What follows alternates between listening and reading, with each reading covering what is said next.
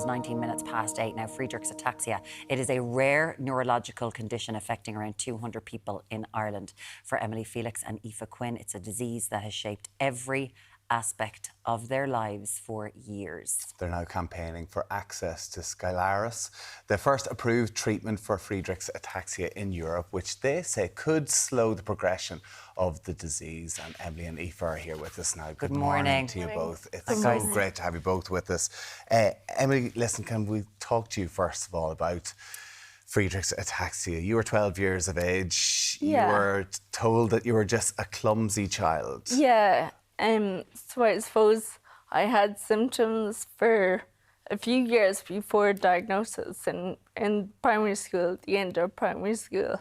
It was poor coordination, fatigue after simple activities, and just general clumsiness.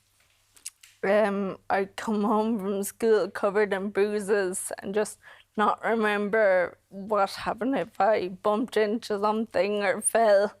It just was becoming so common to have my coordination issues. So my family, we knew there was something wrong. So we first went to a private physio who said, yeah, this is quite unusual. It's not something I've seen. And then she led us to a private OT who again reiterated that it wasn't normal, it wasn't just clumsiness. And then I eventually was referred to a neurologist in Temple Street, where I got the diagnosis in my first year of secondary school. Yeah. What does Friedreich's ataxia mean? So Friedreich's ataxia, it's a rare genetic neurodegenerative disease. So it slowly affects your nervous system, and it causes a whole host of symptoms. It's not just your mobility, it affects your sight, your hearing, your you can have scoliosis, your heart, diabetes, scoliosis, nerve pain, everything. It just keeps progressing. It's relentless. It's not a static condition.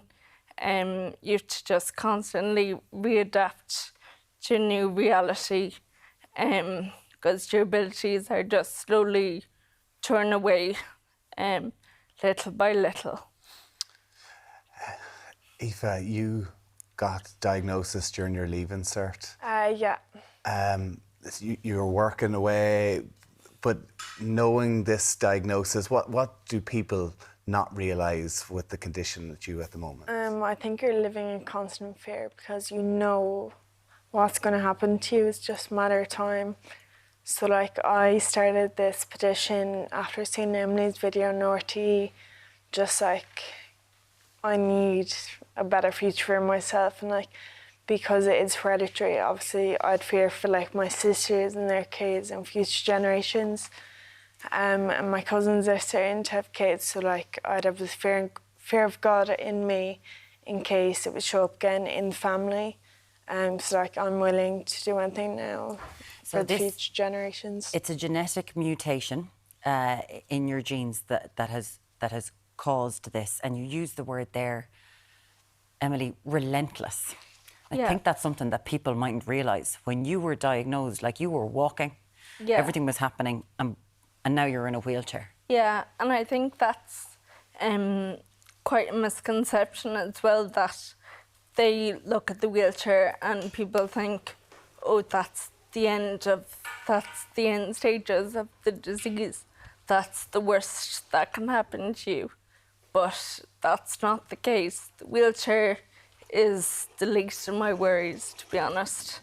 My speech is deteriorating massively to the extent I know I won't have it much longer without this drug. My swallow is also going. I have to use a straw for liquids, and I have to restrict my diet. I have to subconsciously think, about food that will make me choke. And I know that will also keep progressing to the stage of needing thickeners in my liquids, and also just other modifications. And the speech I'll have to rely on a synthetic voice. So yeah, the mobility, the wheelchair is the obvious sign. Yeah. But it's the least of my worries. It's so much bigger than that. It just tears away every single ability you take for granted. And Emily, this is what's going on with you. Aoife, you're here looking at your future. I know there's a small community of you, 200 people in Ireland. And I have to say, Emily, that's just heartbreaking to hear that. But for you, Aoife, you said you started a campaign. Now, campaign is what we're talking about today. It's to get the country to understand what's going on to your lives, but you want access to a drug. Tell us about this. So this drug is available like in other countries in the European Union.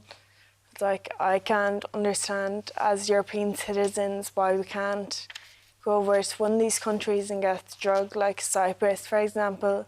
They have access to this drug, and like Ireland is a much wealthier country. What does it do?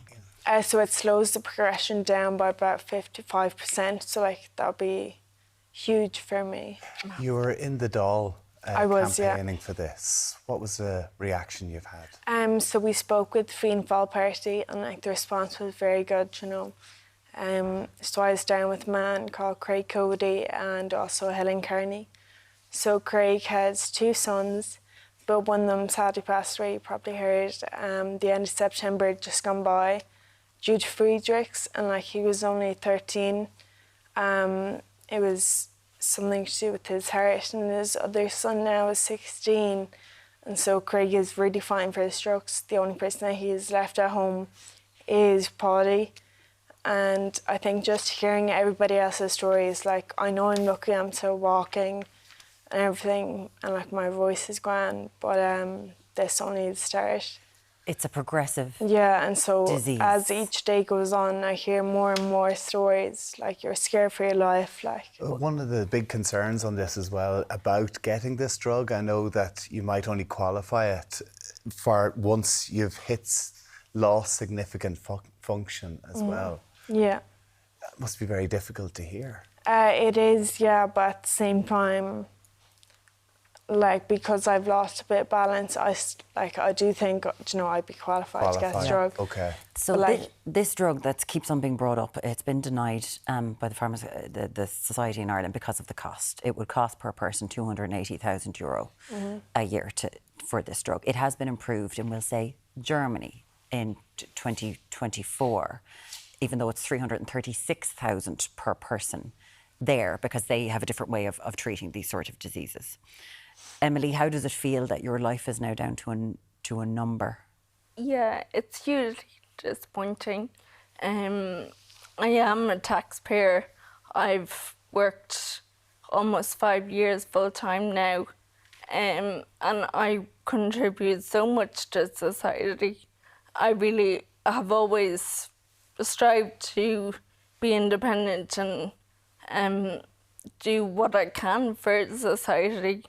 And to have this thrown back in my face, that my life is not worth investing in at all, that my future, I'm not worth having a future.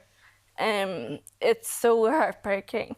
It's very hard to hold on to hope, knowing that the government in this country know this drug has been available for almost 3 years, if not more. It was approved in America in February 23. So they know this drug is out there and how it impacts your life for the positive.